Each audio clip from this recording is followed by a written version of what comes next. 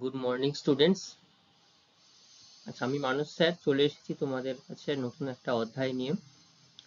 তোমরা সবাই ক্লাস 10, তোমরা সবাই বাড়িতে ভালো করে পড়াশোনা করছো তো? বিশেষ করে তোমরা আর অন্য ক্লাসের মতো এখন একটু পার্থক্য আছে, কারণ সামনের বছরে তোমাদের মাধ্যমিক পরীক্ষা, যেটা বোর্ড এক্সাম বলা হয়, তাই না? তার জন্য ভালো করে প্রিপারেশন চলছে সবার, আশা করি সবাই ভালো করে প্রিপারেশনটা নাও। অন্যান্য বছরের মতো একই রকম ভাবে ভেবে এগিয়ে যেও না, একটু স্পেশাল ইয়ার করে ভাবো, ঠিক আছে? প্রত্যেকটা সাবজেক্ট, প্রত্যেকটা যে টপিকগুলো যে কোনো স্যার পড়াচ্ছেন সেগুলো খুব সুন্দরভাবে বোঝার চেষ্টা করো। অসুবিধা হলে স্যারদেরকে জিজ্ঞাসা করো, ঠিক আছে? তো আশা করি সবাই খুব রুটিন করে একটা সময়, নির্দিষ্ট সময় বার করে প্রত্যেকটা সাবজেক্টকে সুন্দর করে তৈরি করছো, ঠিক আছে? যতটা হয়েছে সেভাবেই তোমরা তৈরি করতে থাকবে। তো আজকের ক্লাস আমরা শুরু করি। লাস্ট তোমাদের আমি ক্লাস করিয়েছিলাম যে মৃত্তিকা ক্ষয়, তাই না? ভারতবর্ষের প্রথমে মৃত্তিকার অঞ্চল এবং বিভিন্ন যে মৃত্তিকা কোথায় কোথায় দেখা যায় এবং মৃত্তিকার ক্ষয়, কত ধরনের মৃত্তিকা ক্ষয় হয় আমি তোমাদেরকে জানিয়েছিলাম। তো তোমরা সবাই খুব ভালোভাবে উত্তর দিতে পেরেছো। কয়েকজন একটু সমস্যা আছে, আশা করি তারা আবার খুব ভালো করে তৈরি করতে পারবে সেগুলোকে। আমি যে প্রশ্নগুলো দিয়েছিলাম সেগুলো আবার তারা খুব ভালোভাবে দেখে আসবে আর একবার, ঠিক আছে? আজকে নতুন করে আমরা নতুন অধ্যায় একটা শুরু করব।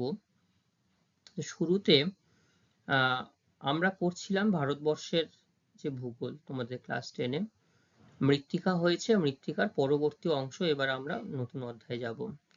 তো আমি শুরুতে তোমাদের আর একবার ভারতের ম্যাপটাকে একটু তোমাদের সামনে রেখেছি। ম্যাপটাকে রাখার একটা উদ্দেশ্য হচ্ছে, কারণ আমরা যখন ইন্ডিয়ান জিওগ্রাফি পড়ছি, তো ইন্ডিয়াকে, এই যে ইন্ডিয়ার ম্যাপটা আছে প্রাকৃতিকভাবে এবং আঞ্চলিক, এটা হচ্ছে ইন্ডিয়ার রাজনৈতিক ম্যাপ বলা হয়, যে কোন সব রাজ্যগুলো এখানে নির্দিষ্ট করে দেখানো হয়েছে।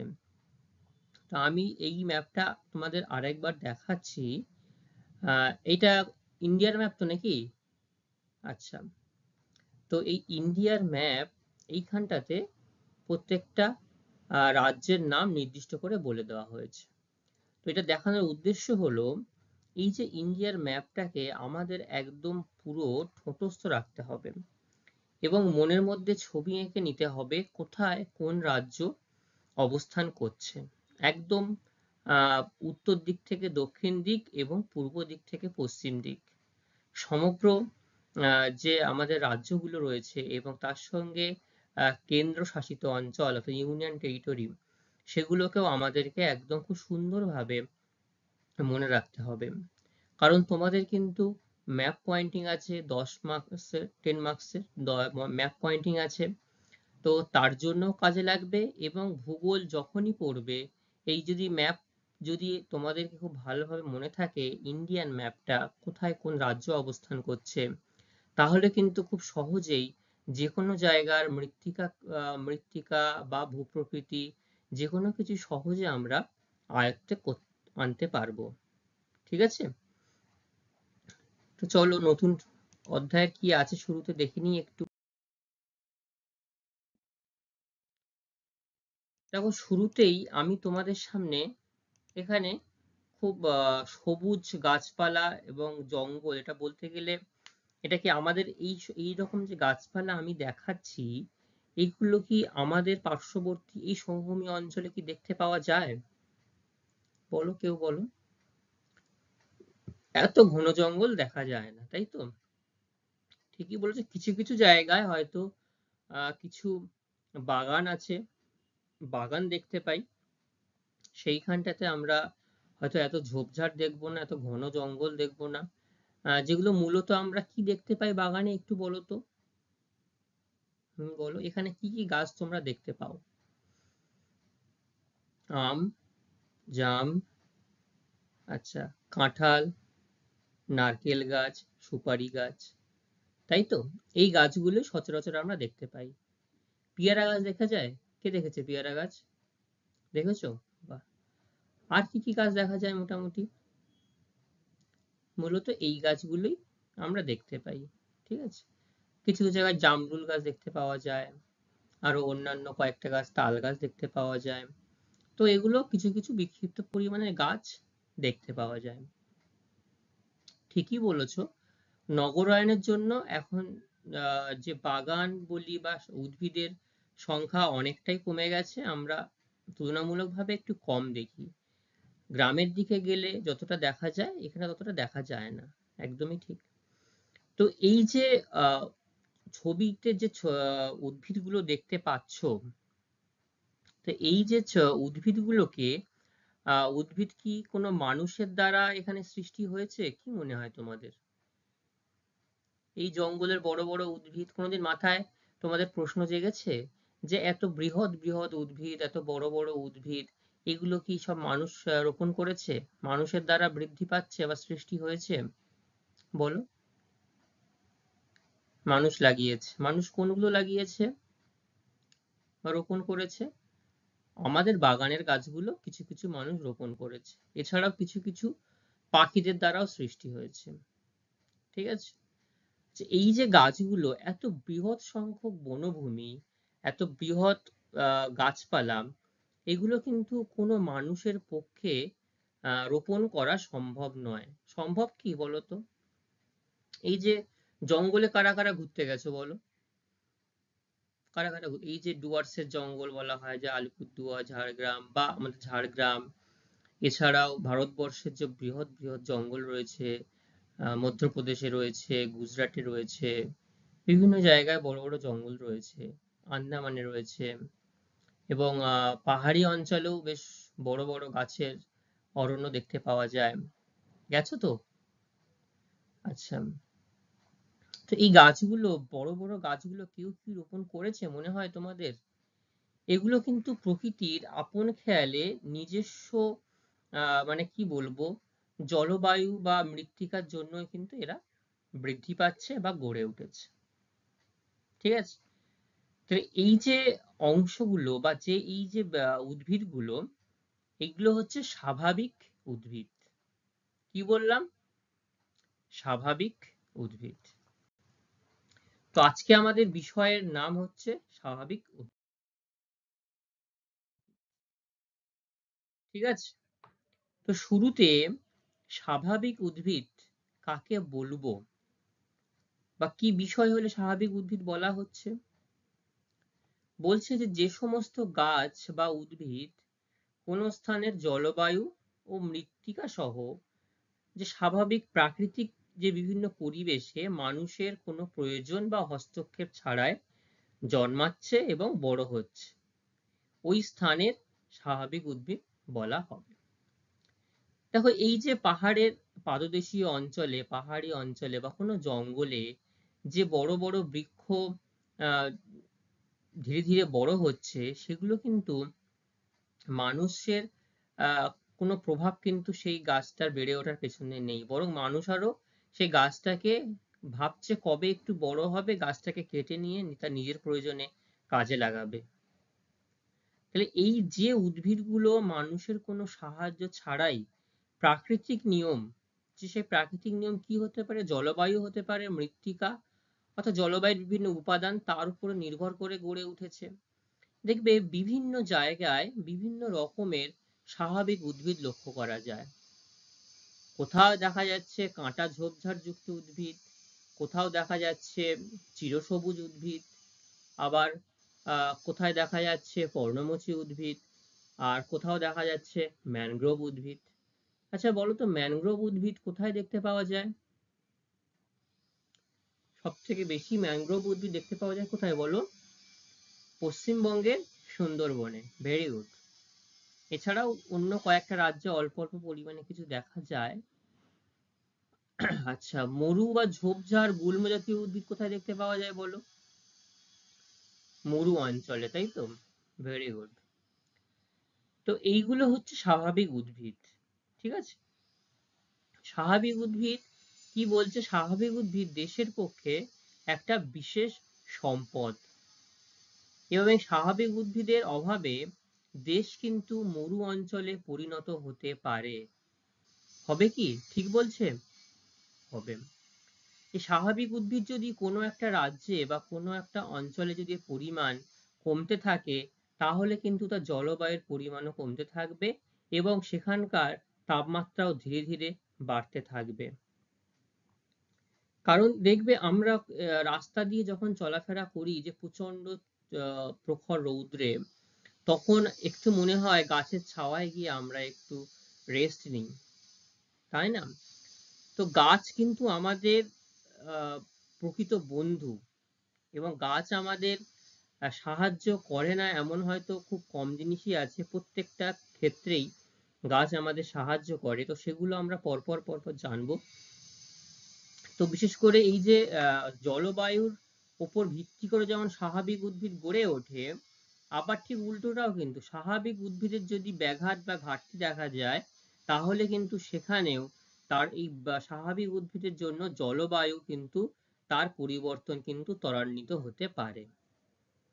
এবং স্বাভাবিক উদ্ভিদ বৃদ্ধির জন্য সব থেকে যেটা প্রয়োজন বেড়ে ওঠার জন্য, 1 নম্বর হচ্ছে উর্বর মৃত্তিকা, আর তার সঙ্গে হচ্ছে বৃষ্টিপাত। বৃষ্টিপাত, যে অঞ্চলের বৃষ্টিপাত যত বেশি হবে, সেই অঞ্চলে উদ্ভিদের রং ততটাই সবুজ হবে। উদ্ভিদের রং মানে কিসের কথা বলছি? গাছের পাতা, তাই তো?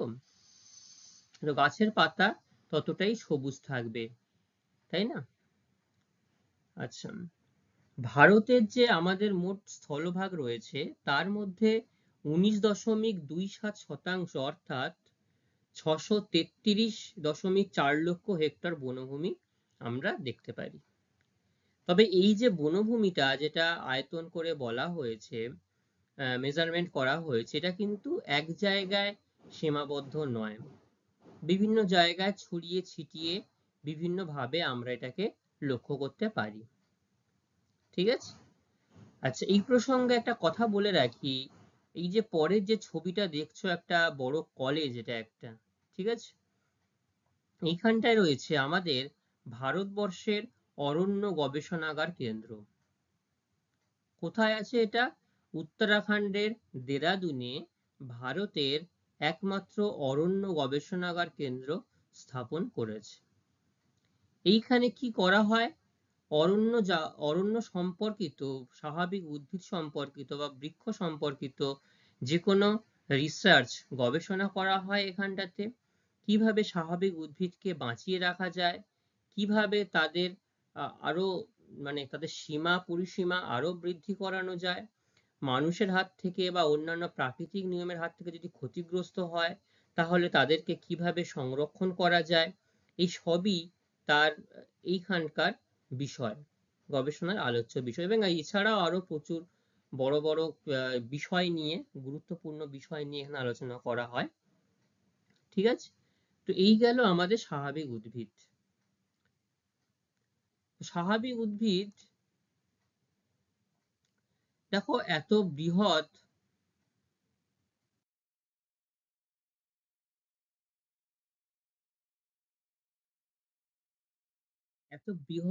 ভারতবর্ষ একটা দেশ, এই দেশে কিন্তু এক ধরনের উদ্ভিদ আমরা দেখতে পাই না। আমি তোমাদের শুরুতেই বলছিলাম অনেক রকম উদ্ভিদের নাম। তো এখানকার জলবায়ু এবং মৃত্তিকার উপর নির্ভর করে ভারতবর্ষের উদ্ভিদকে প্রধানত 5টি ভাগে বিভক্ত করা যায়। ঠিক আছে? সেই 5টা উদ্ভিদ কি কি? 5টা উদ্ভিদ হচ্ছে, তো প্রথমেই বলছি যে কিভাবে বৃষ্টিপাত, উষ্ণতা, ভূপ্রকৃতি, মৃত্তিকা প্রভৃতির তারতম্য অনুসারে ভারতের স্বাভাবিক উদ্ভিদকে প্রধানত 5টি ভাগে ভাগ করা যায়। আচ্ছা, 1 নম্বরে যেটা রয়েছে সব থেকে শুরুতে, সেটা হচ্ছে ক্রান্তীয় চিরহরিৎ অরণ্য। ঠিক আছে? সেটা কি বললাম? ক্রান্তীয় চিরহরিৎ অরণ্য। তারপরে বলা হচ্ছে ক্রান্তীয় পর্ণমোচী অরণ্য। ঠিক আছে? তারপরে ক্রান্তীয় মরু অরণ্য। তারপরে 4 নম্বর বলা হচ্ছে পার্বত্য উদ্ভিদ এবং 5 নম্বরে ম্যানগ্রোভ অরণ্য। দেখো এই যে 5টা উদ্ভিদ বা অরণ্যের নাম আমি বললাম, সেগুলো যদি আমরা ম্যাপের মধ্যে একটু দেখার চেষ্টা করি, তাহলে আমাদের ধারণাটা আরেকটু পরিষ্কার হবে। আমি শুরুতেই সেই জন্য ভারতের ম্যাপটা একবার দেখিয়েছিলাম তোমাদেরকে, যাতে ভারতের ম্যাপটা আমরা খুব সুন্দরভাবে মনে রাখতে পারি। দেখো 1 নম্বরে ক্রান্তীয় চিরহরিত অরণ্য। ছবিতে কি ইন্ডেক্স দেখানো হয়েছে? একদম গাঢ় সবুজ রঙের। এই যে পশ্চিমঘাট পর্বত, এই পশ্চিমঘাট পর্বতের এইখান থেকে জুড়ে এবং হিমালয়ের পাদদেশীয় অঞ্চল, এই যে পূর্ব দিকে আসাম মেঘালয়ের এই যে অংশ, এখানটাতে দেখা যায় ক্রান্তীয় চিরহরিত অরণ্য। বোঝা গেল? 2 নম্বরে বলা হচ্ছে ক্রান্তীয় পর্ণমোচী অরণ্য। আচ্ছা, এখানে পরে ক্রান্তীয় পর্ণমোচী অরণ্য সম্পর্কে বিস্তারিত আছে, তাও একটু বলে দিই। দেখো ইন্ডেক্সে দুটো পর্ণমোচী উদ্ভিদের কথা বলা হয়েছে, একটা আর্দ্র পর্ণমোচী আর একটা শুষ্ক পর্ণমোচী। তো আর্দ্র পর্ণমোচী দেখো একটু সবুজ রং এবং ভার্টিক্যালি লাইন কেটে দেখানো হয়েছে। এই যে অংশগুলো, উত্তরপ্রদেশ এবং আমাদের পশ্চিমবঙ্গের কিছু অংশ, উড়িষ্যা, ঝাড়খণ্ডের কিছু অংশ, এগুলো রয়েছে আর্দ্র পর্ণমোচী। আর যেগুলো ভার্টিক্যাল লাইন স্ট্রিপ করে দেওয়া হচ্ছে সেটা হচ্ছে শুষ্ক পর্ণমোচী। দেখো শাল, সেগুন, পলাশ, কেন্দু লেখা আছে, এগুলো হচ্ছে শুষ্ক পর্ণমোচী। শুষ্ক তৃণ কাঁটাঝোপ ও গুল্ম উদ্ভিদ, অর্থাৎ যেখানে বৃষ্টিপাতের পরিমাণ কম, সেখানে এই বিক্ষিপ্তভাবে ভারতবর্ষের মধ্যপ্রান্তে এবং মরুভূমি অঞ্চলের কাছাকাছি অংশে দেখা যায়। ক্রান্তীয় মরু উদ্ভিদ দেখো একদম রাজস্থান, গুজরাটের ওই যে প্রান্ত পশ্চিম দিকে, সেইখানটাতে আমরা দেখতে পাচ্ছি। ঠিক আছে। পার্বত্য উদ্ভিদ যেটা হচ্ছে একদম উপরে দেখো হিমালয়ের যে অংশটা, তোমার জম্মু কাশ্মীরের যে অংশ, এটা হচ্ছে পার্বত্য উদ্ভিদ। আর লাস্ট হচ্ছে উপকূলীয় উদ্ভিদ বা ম্যানগ্রোভ অরণ্য। দেখো ম্যানগ্রোভ অরণ্য দেখো এই যে পশ্চিমবঙ্গের একদম নিম্নে দক্ষিণ চব্বিশ পরগনার যে অঞ্চল, উড়িষ্যার কিছু অঞ্চল আর এদিকে তামিলনাড়ুর কিছু অংশ জুড়ে ম্যানগ্রোভ অরণ্য দেখা যায়। ঠিক আছে। তো এইভাবে আমরা ম্যানগ্রোভ অরণ্যগুলো দেখতে পাই। তো এখানে 5টি স্বাভাবিক উদ্ভিদের নাম এবং তাদের ছবিটা ম্যাপের মাধ্যমে দেখানো হয়েছে, কোথায় কি ধরনের উদ্ভিদ আমরা দেখতে পাই। ঠিক আছে। তো পরপর আমরা ভারতবর্ষের স্বাভাবিক উদ্ভিদের যে শ্রেণীবিভাগের যে অংশগুলো রয়েছে, সেগুলো আমরা বিস্তারিতভাবে জানব।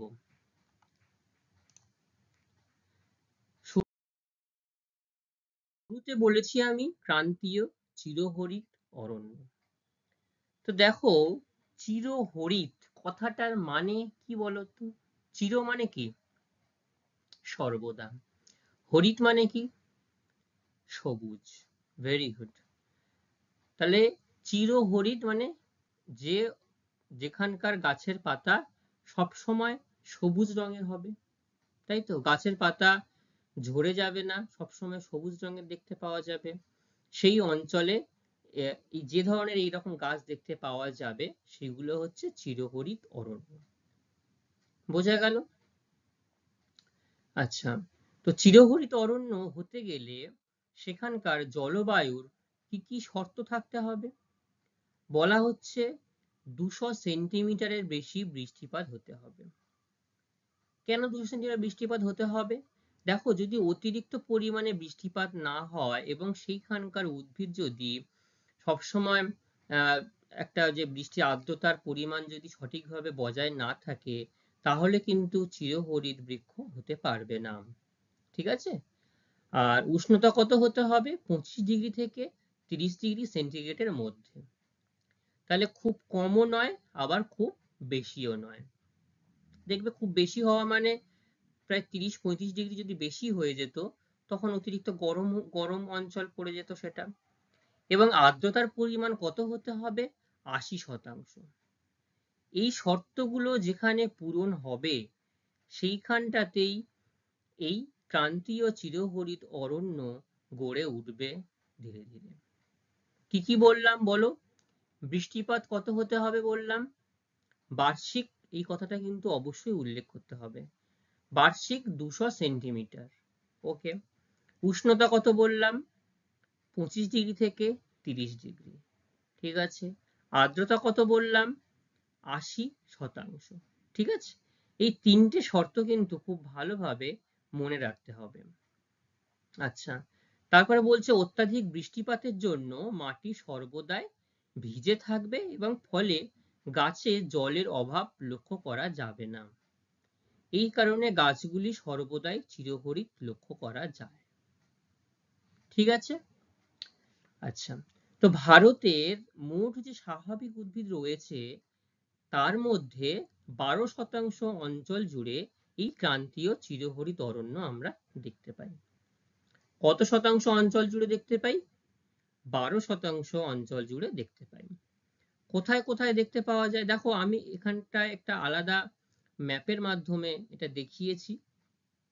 দেখো, এখানে বলা হচ্ছে এই সবুজ সবুজ যে অংশগুলো পশ্চিম ঢালে, পশ্চিমঘাট পর্বতের পশ্চিম ঢাল, এই যে পশ্চিম দিকটাতে পূর্ব হিমালয়ের পাদদেশ ভূমি, এই যে আসাম মেঘালয়ের যে অংশটা, পশ্চিমবঙ্গ ঝাড়খণ্ডের খুব সামান্য অংশ, ঠিক আছে, বিহারের কিছু, উড়িষ্যার কিছু অংশ এখানটা রয়েছে, এবং রয়েছে আন্দামান নিকোবর যে আমাদের দ্বীপপুঞ্জ রয়েছে সেখানটা এই চিরহরিৎ অরণ্য আমরা দেখতে পাই। ঠিক আছে। তাহলে আঞ্চলিক বন্টনটা বোঝা গেল কোথায় কোথায় আছে, এটা সবাই একবার ভালো করে বুঝে নাও। আচ্ছা, তো দেখো এই যে অঞ্চলগুলোর নাম আমি বললাম, এই অঞ্চলগুলোতে কিন্তু এই যে এতক্ষণ যে জলবায়ুর শর্তগুলো বললাম সেখানটাতে এই শর্তগুলো কিন্তু পূরণ হতে দেখা যায় বলে এইখানটাতেই চিরহরিৎ অরণ্য গড়ে উঠেছে। ঠিক আছে। আচ্ছা, এইখানে আমি তোমাদের কয়েকটা ছবি দেখিয়েছি, তার মধ্যে একটা হচ্ছে এখানকার প্রধান প্রধান বৃক্ষ কি আছে, সব ছবি আমি দেখাতে পারিনি, প্রধান বৃক্ষ কয়েকটা দেখিয়েছি আমি। এখানে প্রধান প্রধান বৃক্ষ বলতে গেলে যে উদাহরণ যদি দিতে বলা হয় তাহলে শিশু, গর্জন, রোজউড, মেহগনি, চাপলাস, নাহার, লোহাকাঠ, পুন, তুন, এছাড়াও বাঁশ এবং রাবার গাছ বা আবলুস গাছও আমাদের এখানে চোখে পড়তে দেখা যায়। ঠিক আছে। আচ্ছা, প্রথম যে ছবিটা দেখো, গাছটার মধ্যে একটা লালের অংশ আছে, এটা হচ্ছে রোজউড গাছ। রোজউড, রোজ মানে কি? গোলাপ ফুল, উড মানে কাঠ। তাহলে এই যে গাছের মধ্যেকার অংশ অনেকটা গোলাপ ফুলের মতো লাল রঙের হয় বলে এটাকে রোজউড বলা হয়।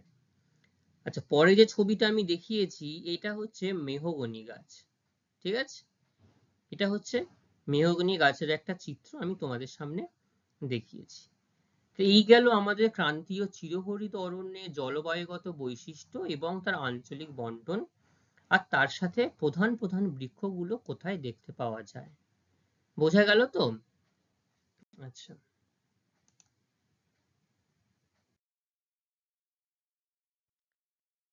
এবার দেখো, এই যে ক্রান্তীয় চিরহরিৎ অরণ্য বললাম তার প্রধান প্রধান কিছু বৈশিষ্ট্য আমরা লক্ষ্য করতে পারি। কি কি বৈশিষ্ট্য এখানে আছে? 1 নম্বর বৈশিষ্ট্য হচ্ছে চিরহরিৎ বৃক্ষ। তো নামের মধ্যেই যেহেতু চিরহরিৎ আছে, তো আমি শুরুতেই বলেছি সারা বছর মাটি আর্দ্র থাকার জন্য এখানকার গাছগুলির পাতা সারা বছর সবুজ থাকে, একসঙ্গে পাতা ঝরে পড়ে না।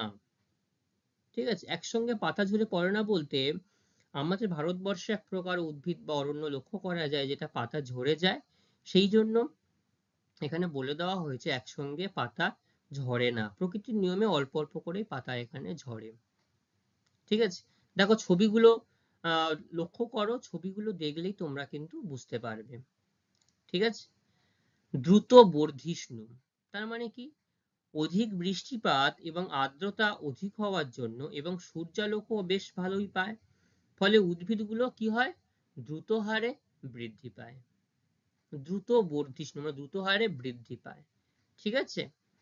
সুউচ্চ বৃক্ষ, সূর্যালোকের জন্য অদৃশ্য প্রতিযোগিতায় গাছগুলির দৈর্ঘ্য প্রায় 40 থেকে 50 মিটার পর্যন্ত হয়। দেখো, এই যে জঙ্গলের গাছ আমি দেখিয়েছি, এই গাছগুলো দেখো বেশ অনেকটাই লম্বা, কিন্তু আমাদের সচরাচর আমাদের এই অঞ্চলের থেকে অনেকটাই লম্বা। প্রথম ছবিটাও দেখো, এই যে আর্দ্র পরিবেশ নিচের দিকে এবং সবসময় একটা স্যাঁতসেঁতে অবস্থা লক্ষ্য করা যায়।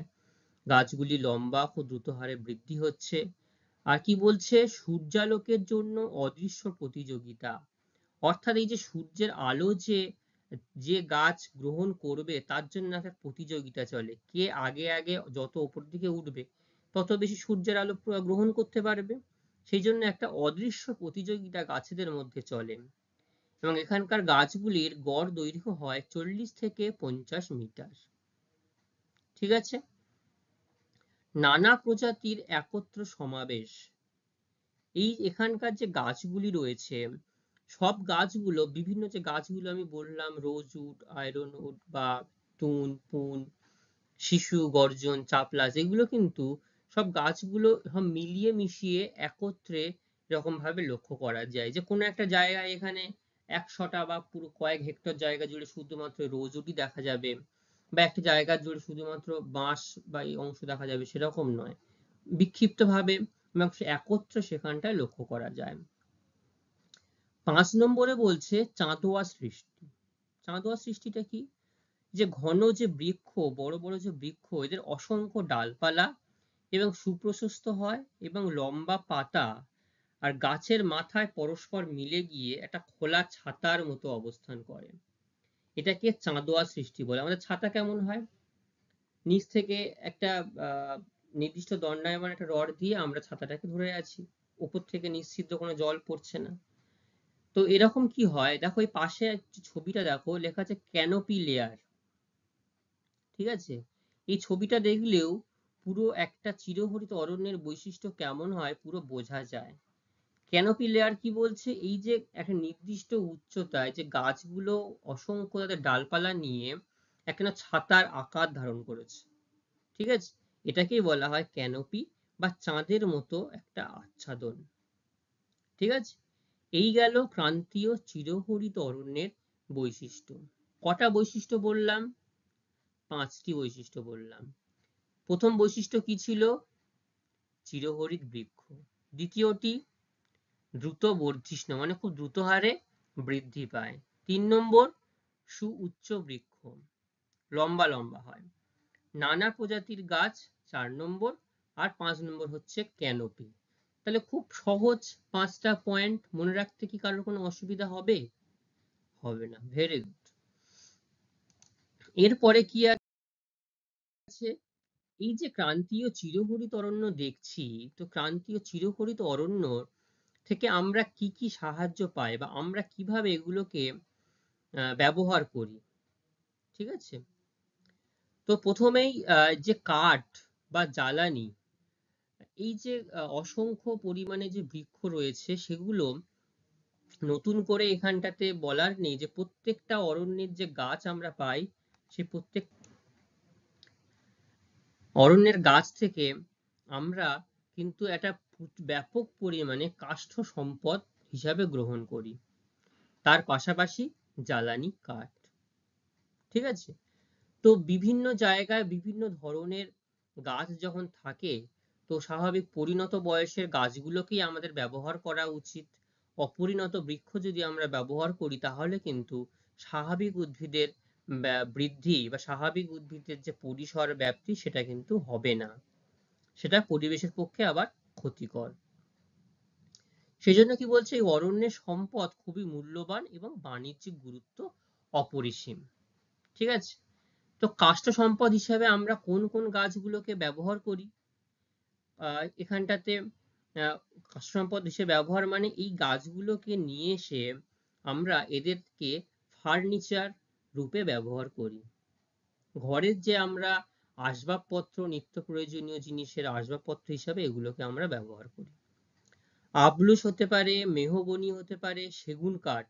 দেখবে আমরা কোনো একটা দোকানে গেলেই বা সবার একটা নিয়ে থাকে যে সেগুন কাঠ দিয়ে ঘরের কোনো তোমার ফার্নিচার, যেটা মানে খাট বলা হয়, খাট বা টেবিল বিভিন্ন মানুষ বানায়। ঠিক আছে।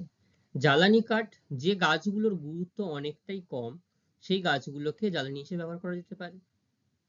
ঠিক আছে। আচ্ছা, উপজাত দ্রব্য হিসাবে এখানটাতে প্রাকৃতিক রবার এই অঞ্চল থেকে কিন্তু সংগ্রহ করা যায়। রবারই তো সংগ্রহ করা হয় না। রবার সংগ্রহ করতে গেলে কি হয়, কিছু কিছু গাছ আছে, রবার ছাড়াও আরো কিছু কয়েকটি গাছ আছে, সেই গাছের রস সংগ্রহ করা হয়। দেখো, এটা ছবি আমি দেখিয়েছি। এইভাবে নির্দিষ্টভাবে গাছকে কেটে এবং একটা পাত্র বসিয়ে সেখানে গাছের রসকে নির্দিষ্ট সময় অনুযায়ী সংগ্রহ করা হচ্ছে। এইগুলোতে আবার এগুলো একটা নির্দিষ্ট জায়গায় নিয়ে গিয়ে সেখানে প্রসেস করা হচ্ছে, প্রসেস করে রাবার তৈরি করা হচ্ছে। ঠিক আছে। এবং এই রাবার থেকেই কিন্তু বিভিন্ন কেমিক্যাল বা বিভিন্ন পরবর্তী ধাপে ধাপে গাড়ির টায়ার, আমাদের প্রয়োজনীয় রবার, যে কোনো ক্ষেত্রে যে রবারের প্রয়োজন আছে সেগুলো এইখান থেকেই তৈরি হয়। ঠিক আছে। আচ্ছা, আসবাবপত্র হিসাবে বাঁশ, বেত, র্যাটন, লতা দিয়ে চেয়ার টেবিল তৈরি করা হয়। আরেকটা গুরুত্বপূর্ণ যেটা হচ্ছে, সিনকোনা থেকে কুইনাইন তৈরি হয়। এই কুইনাইন কিসের মানে কোন রোগের ক্ষেত্রে কাজে লাগানো হয় জানো? বলো কেউ একজন আমাকে। ম্যালেরিয়ার জন্য, তাই তো? Very good. দেখো, এটা হচ্ছে সিনকোনা গাছ। এই যে আমি কোনায় যে ছবিটা দেখিয়েছি, সিনকোনা গাছ, এবং সিনকোনা গাছের ছাল দেখো একজন হাতে ধরে আছে। তো এই ছালকে কাজে লাগিয়ে এখান থেকে কিন্তু ম্যালেরিয়ার ঔষধ প্রস্তুত করা হয়। এছাড়াও কোকো থেকে কোকেনও তৈরি করা যায়, সেটা এই অঞ্চলেই দেখা যায়। ঠিক আছে। এর পরে আছে ক্রান্তীয় পর্ণমোচী অরণ্য। দেখো, পর্ণমোচী কথাটার মধ্যে কি আছে? পর্ণ মানে কি? পাতা। মোচি মানে মোচন করে দেয়, মানে পাতা ফেলে দেয়। ঠিক আছে। এটাই হচ্ছে ক্রান্তীয় পর্ণমোচী। তো ক্রান্তীয় পর্ণমোচীকে স্বাভাবিক দুটি ভাগে ভাগ করা যায়। তাদের বৃষ্টিপাতের পরিমাণের উপর নির্ভর করে দুটি ভাগে ভাগ করা যায়। একটা হচ্ছে আর্দ্র পর্ণমোচী অরণ্য, আর একটা হচ্ছে শুষ্ক পর্ণমোচী অরণ্য। ঠিক আছে। তো আর্দ্র পর্ণমোচী অরণ্যের জলবায়ুর বৈশিষ্ট্য কি কেমন হওয়া উচিত? বলছে যেখানে গ্রীষ্মকালীন তাপমাত্রা 27 ডিগ্রি থেকে 30 ডিগ্রি হতে হবে, আর শীতকালে হতে হবে 15 ডিগ্রি থেকে 20 ডিগ্রি। ঠিক আছে। দুটো উষ্ণতার কথা বলা হয়েছে, গ্রীষ্মকালীন একটা, শীতকালীন একটা। বার্ষিক বৃষ্টিপাত 100 থেকে 200 সেন্টিমিটারের মধ্যে হতে হবে। বাতাসে আর্দ্রতার পরিমাণ হতে হবে 60% থেকে 75%-এর মধ্যে। সেখানে এই আর্দ্র পর্ণমোচী অরণ্য দেখতে পাওয়া যাবে। ঠিক আছে। প্রয়োজনীয় উষ্ণতা ও আর্দ্রতার অভাবে এই অরণ্যের গাছগুলির পাতা শীতকালে ঝরে যায়। সেই জন্য এদেরকে পর্ণমোচী বা পাতাঝরা উদ্ভিদ বলা হয়। দেখা গেল যখন বর্ষাকাল ছাড়া যখন অন্য যে সময়ে জলের অভাব দেখা যায়, তখন এই অঞ্চলের পাতাগুলো কিন্তু ঝরে যায় গাছ থেকে। ঠিক আছে। সেই জন্য এদেরকে পাতাঝরা বা পর্ণমোচী উদ্ভিদ বলা হয়। আচ্ছা, আঞ্চলিক বন্টন গুলো দেখো। ভারতের মোট বনভূমির প্রায় 27% অঞ্চল জুড়ে এই আর্দ্র পর্ণমোচী অরণ্য লক্ষ্য করা যায়। ঠিক আছে। কোথায় কোথায় লক্ষ্য করা যাচ্ছে? দেখো, এখানটায় যে ম্যাপটা দেখানো হয়েছে স্ট্রিপ করে করে, এই যে ম্যাপটার মধ্যে দেখো সবুজ রঙের মাঝখান দিয়ে দাগ কেটে কেটে দেখানো হয়েছে, সেগুলো কোথায় হিমালয় পর্বতের পাদদেশের কিছু অংশ দেখা যাচ্ছে, তরাই ডুয়ার্স অঞ্চল যেটা, পশ্চিমঘাট পর্বতের দেখো একদম তোমার চিরহরিতের গা জুড়ে দেখা যাচ্ছে কিছু কিছু অংশে, ছোটনাগপুরের মালভূমি অংশে দেখা যায়, পশ্চিমবঙ্গের সমভূমিতে, আর অসম সমভূমি, উড়িষ্যা, অন্ধ্রপ্রদেশ, তামিলনাড়ু, কর্ণাটক, এছাড়াও কেরালা রাজ্যে এই ধরনের অরণ্য দেখতে পাওয়া যায়। ঠিক আছে। তো এখানকার জলবায়ুগত বৈশিষ্ট্য যা বলেছি মনে থাকবে। কোথায় কোথায় দেখতে পাওয়া যায় দেখো, ছবি ম্যাপের মধ্যে সুন্দর করে বলে দেওয়া হয়েছে। আমি তোমাদের এই ম্যাপগুলো প্রত্যেকটা অংশেই দেখাচ্ছি যাতে তোমাদের বুঝতে সুবিধা হয়। ঠিক আছে। প্রধান প্রধান বৃক্ষ কি আছে?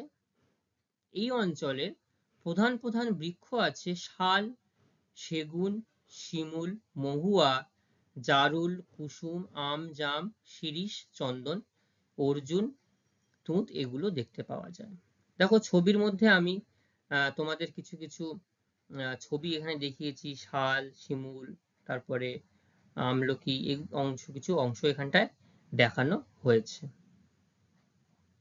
ঠিক আছে, বোঝা গেল ক্রান্তীয় পর্ণমোচী উদ্ভিদকে দুটি ভাগে ভাগ করা হয়েছে। আমরা এখানটায় যে বৈশিষ্ট্যগুলো পড়লাম সেটা হচ্ছে আর্দ্র পর্ণমোচী অরণ্য সম্পর্কে।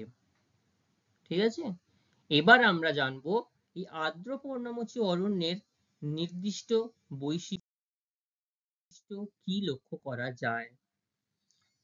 কি বৈশিষ্ট্য আছে দেখো, আমি দেখো ছবিটা দেখলে বুঝতে পারবে। যখন বৃষ্টিপাত হয়, ওয়েট সিজন যেটা বলা হচ্ছে, তখন গাছগুলো একদম সবুজ থাকে। যখন ড্রাই সিজন হচ্ছে, অর্থাৎ শীতকালের যে অংশটা, যে সময়টা, তখন দেখো গাছের পাতাগুলো সব ঝরিয়ে ফেলে দেয়। ঠিক আছে, এই জন্যই এই গাছগুলোর নাম হয়েছে পর্ণমোচী। তো কি বলছে, গ্রীষ্মের আগে গাছগুলির পাতা ঝরে যায় এবং বর্ষাকালে নতুন করে পাতা জন্মায়। ঠিক আছে, আবার যখন বর্ষার জল যখন পাবে, গ্রহণ করবে, তখন আবার নতুন করে পাতা জন্মাতে শুরু করবে। গাছগুলি মাঝারি উঁচু হবে, 25 থেকে 60 মিটার পর্যন্ত হতে পারে। ঠিক আছে, উদ্ভিদের ঘনত্ব অনেক বেশি এবং বনভূমি গভীর হবে, অর্থাৎ এক জায়গায় অনেক বেশি পরিমাণে গাছ দেখতে পাওয়া যায়। দেখো এই যে অরণ্যগুলো দেখো, এরকম ভাবে পর্ণমোচী অরণ্যের জঙ্গল বা অরণ্য দেখতে পাই আমরা। বৃক্ষের কাঠগুলি খুব শক্ত হবে এবং অত্যন্ত মূল্যবান। দেখো শাল, সেগুন, আমাদের দোকানে যে কোনো কাঠের দোকানে গেলেই এই স্বাভাবিক এই উদ্ভিদের দুটো নাম আমরা সবচেয়ে বেশি শুনি, শাল আর সেগুন। কারণ এগুলো খুব মূল্যবান এবং শক্ত হয়, ভারী হয়, এবং এখান থেকে তৈরি করা যে আসবাবপত্র সেগুলো সহজে নষ্ট হয় না। ঠিক আছে, অধিকাংশ গাছের ছাল বেশ পুরু থাকে এবং অমসৃণ থাকে, মানে খসখসে। গাছগুলি বহু শাখা প্রশাখা যুক্ত হয়। ঠিক আছে, মানে অনেক ডালপালার পরিমাণটা অনেকটাই বেশি থাকে। এরপরে হচ্ছে এই আর্দ্র পর্ণমোচী অরণ্যের ব্যবহার কি কি আছে। তো আমরা প্রত্যেকটা অরণ্যের ব্যবহার যে আমরা জানি, জ্বালানি কাঠ, আর যেগুলো গুরুত্বহীন, যে গাছগুলো কম রয়েছে, গুরুত্ব নেই বললেই চলে, সেগুলো থেকে জ্বালানি হিসেবে ব্যবহার করব, তাই তো। আর শক্ত কাঠ দিয়েই শাল, সেগুন, শিশু, গামার কাঠ দিয়ে ঘরবাড়ি নির্মাণ করা যায়, জাহাজও নির্মাণ করা যায়, বাস লরির কাঠামো নির্মাণ করতে যায়। ঠিক আছে, উপজাত দ্রব্য হিসাবে এখান থেকে কি করা হয়, সাবাই ঘাস থেকে কাগজ শিল্পে কাষ্ঠমণ্ড তৈরি করা যায়, মানে বাঁশ আর সাবাই ঘাস, সেখান থেকে তাদেরকে নির্দিষ্ট পদ্ধতিতে কাষ্ঠমণ্ড তৈরি করা যায়, আঠা তৈরি করা যায়। কেন্দু পাতা, দেখো এই প্রথমে যে ছবিটা আমি দেখিয়েছি, এটা কিন্তু কেন্দু পাতা। এটার একটা আলাদা বৈশিষ্ট্য আছে, এই পাতাগুলো মুড়ে মুড়ে এর মধ্যে মশলা দিয়ে বিড়ি তৈরি করা হয়, যেটা আমাদের পশ্চিমবঙ্গের একটা অন্যতম কুটির শিল্প। ঠিক আছে, এছাড়াও এই যে শাল পাতা, শাল পাতা কে কি খেয়েছো? আর শাল পাতা ভালো না তোমার থার্মোকলের পাতা ভালো? শাল পাতা ভালো, কারণ শাল পাতা সহজেই পরিবেশে কিছুদিন পরেই নষ্ট হয়ে যায়, মিশে যায়। কিন্তু থার্মোকলের পাতা একদম পরিবেশে মেশে না। তাহলে আমাদের কোন পাতা ব্যবহার করা উচিত পরিবেশের জন্য বা আমাদের নিজেদের জন্য? শাল পাতার ব্যবহার বাড়ানো উচিত আমাদের, তাই তো। আচ্ছা দেখো, এই যে আমাদের পশ্চিমবঙ্গের পশ্চিমেও যে তোমার মেদিনীপুর, বাঁকুড়ার যে জঙ্গল রয়েছে, সেখানেও প্রচুর পরিমাণে শাল গাছ রয়েছে। তো যখন পর্ণমোচী উদ্ভিদ তার নির্দিষ্ট একটা সময়ে গাছের পাতা ঝরিয়ে দেয়, সেখানকার স্থানীয় লোকেরা এই পাতাগুলো সংগ্রহ করে নির্দিষ্ট জায়গায় তারা পাঠিয়ে দেয়, এবং এই শাল পাতা এরকম ভাবে তৈরি হয়ে আমাদের কাছে আমরা দেখতে পাই। ঠিক আছে,